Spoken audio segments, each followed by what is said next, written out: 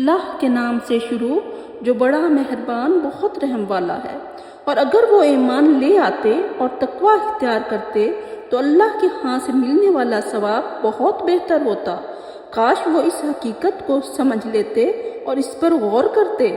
اے ایمان والو، ایسی باتیں نہ کہا کرو جن میں بے ادبی کا پہلو نکلتا ہو، بلکہ ادب و احترام کے ساتھ بات کیا کرو اور خوب سنو، اور جو لوگ انکار کرتے ہیں ان کے لیے دردناک عذاب ہے۔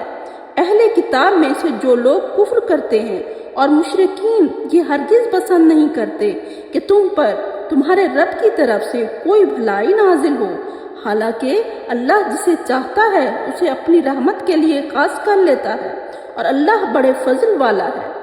اور جب کوئی آیت منسوخ کرتے ہیں یا اسے بھلا دیتے ہیں تو اس سے بہتر یا اس جیسی اور لے آتے ہیں۔ کیا تم نہیں جانتے کہ اللہ ہر چیز پر قدرت رکھتا ہے؟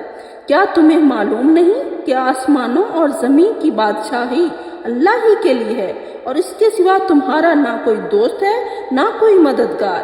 کیا تم چاہتے ہو کہ اپنے رسول سے اس طرح کے سوال کرو جیسے اس سے پہلے موسیٰ علیہ السلام سے کیے گئے تھے؟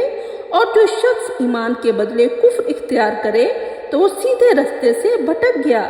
اہل کتاب میں سے بہت سے لوگ اپنے دل کے حسد کی بنا پر چاہتے ہیں کہ تمہیں ایمان کے بعد پھر کفر کی طرف لوٹا دیں، باوجود اس کے کہ ان پر حق واضح ہو چکا ہے، مگر تم درگزر کرو اور معاف کرو یہاں تک کہ اللہ اپنا حکم بھیج دے۔ بے شک اللہ ہر چیز پر قادر ہے۔ اور نماز قائم کرو اور زکوٰۃ ادا کرو، اور جو نیکی تم اپنے لیے آگے بھیجو گے اسے اللہ کے ہاں پاؤ گے، یقیناً اللہ تمہارے سب اعمال کو دیکھ رہا ہے۔ مگر وہی جو یہودی یا عیسائی ہو، یہ ان کی خواہشات ہیں۔ کہہ دو کہ اگر تم سچے ہو تو اپنی دلیل پیش کرو۔ کیوں نہیں جو شخص اپنے آپ کو اللہ کے سپرد کر دے اور نیکوکار بھی ہو تو اس کا اجر اس کے رب کے پاس ہے، اور ایسے لوگوں کو نہ کوئی خوف ہوگا اور نہ وہ غمگین ہوں گے۔ اور یہودی کہتے ہیں کہ عیسائی کسی بنیاد پر نہیں، اور عیسائی کہتے ہیں کہ یہودی کسی بنیاد پر نہیں، حالانکہ دونوں ہی کتاب پڑھتے ہیں۔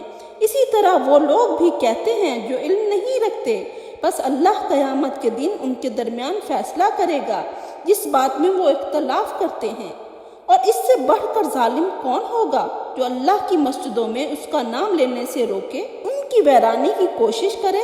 ایسے لوگوں کا حق نہیں کہ وہ ان میں داخل ہوں، مگر ڈرتے ہوئے ان کے لیے دنیا میں رسوائی ہے اور آخرت میں بڑا عذاب ہے۔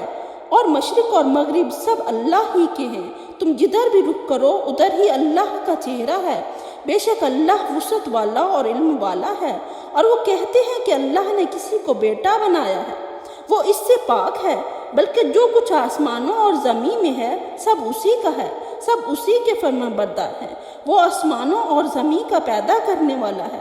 جب وہ کسی کام کا فیصلہ کرتا ہے تو بس کہتا ہے ہو جا، تو وہ ہو جاتا ہے۔